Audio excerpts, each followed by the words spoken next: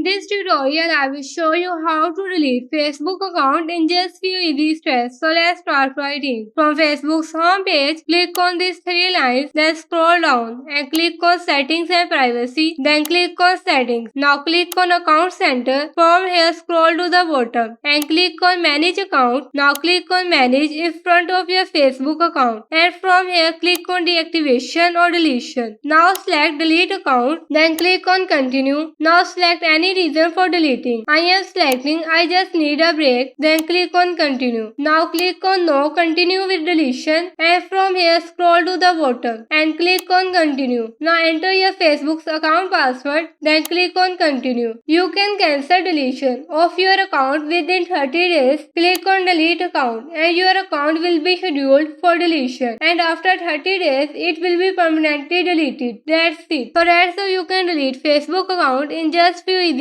steps.